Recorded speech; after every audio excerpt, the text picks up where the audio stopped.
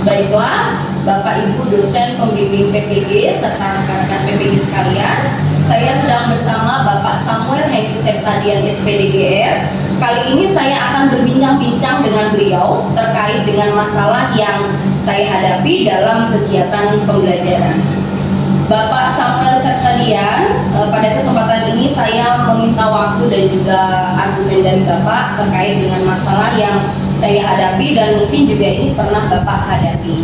Yang pertama, dalam kegiatan pembelajaran, terutama saat diskusi, seringkali terjadi bahwa peserta didik kita ini belum maksimal dalam mengeksplorasi pengetahuan yang mereka miliki, terutama dalam hal presentasi. Jadi masih malu-malu, masih takut, sehingga apa yang mereka punya itu tidak mereka eksplorasi. Kalau menurut Bapak bagaimana?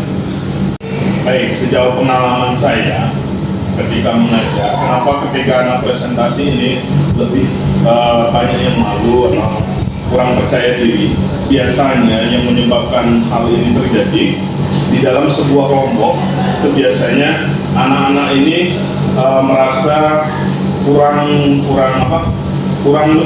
tidak lebih baik dari teman-temannya, sehingga ketika waktu mereka presentasi pun ini terbawa. Jadinya akhirnya waktu presentasi apa yang mereka sampaikan pun itu tidak maksimal. Jadi hanya sebatas mungkin misalnya apa yang sudah mereka buat dalam sebuah media presentasi, hanya itu yang disampaikan tanpa mengembangkan atau menjelaskan lebih jauh lagi. Saya rasa itu. Ya. Meskipun sebenarnya mereka punya lebih dari itu ya Pak. Baik, terima kasih. Pertanyaannya kedua, dalam hal pengelolaan sosial emosional Pak, peserta didik ini kadang masih belum terkontrol untuk emosional mereka. Terkadang dalam diskusi ada anak yang sifatnya mendominasi teman-teman, baik dalam hal berbicara, kemudian meluangkan argumentasi, sehingga mempengaruhi sosial emosional anggota kelompok yang lain. Kalau menurut Bapak bagaimana? Ya, inilah salah satu kelemahan ketika anak di dalam sebuah kelompok. Jadi memang ada beberapa hal ketika kita membuat sebuah kelompok itu harapannya ada yang lebih, ada yang sedang dan kurang. Ya. Nah, mungkin sebenarnya mereka sudah punya pendapat, punya argumen, punya masukan, tetapi karena mereka merasa, oh ini ada teman saya yang lebih dari saya, ini menjadi sebuah ketakutan nanti apa yang dia sampaikan ini menjadi sebuah kesalahan, entah salah, kurang tepat, sehingga akhirnya yang mendominasi atau mendominasi yang kira-kira kurang atau merasa dirinya kurang itu akhirnya tertutup, tidak berani menyampaikan pendapat ataupun masukan kepada teman-temannya, sehingga itu menjadi terlihat jadi yang mendominasi ya itu saja. Pertanyaan yang ketiga Pak, menurut pendapat Bapak, apa yang menyebabkan peserta didik ini kurang inisiatif untuk melakukan kegiatan literasi dalam hal mencari referensi yang lebih maksimal dalam penyelesaian masalah? Ya. Kenapa siswa atau siswa atau peserta didik kita kurang mau mengeksplor? Biasanya mereka masih tergantung dengan guru. Jadi apa yang mereka masih menganggap seperti ini, apa yang disampaikan guru saya itu adalah sesuatu yang sudah benar. Jadi tidak perlu dikembangkan kadang.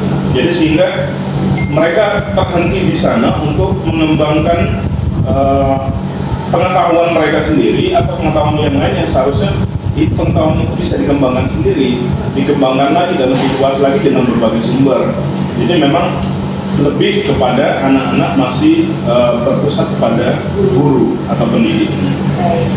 Yang keempat Pak, menurut pendapat Bapak Hengki, apa sih yang menyebabkan belum tercapainya hasil belajar siswa dalam proses KBM? Karena terus terang pada saat PPL 1 kemarin dalam siklus itu siswa saya itu hanya 53% yang tuntas Pak. Jadi kalau menurut Bapak ini apa sih kiat-kiat yang bisa dilakukan oleh pendidik maupun peserta didiknya untuk lebih dari 53%?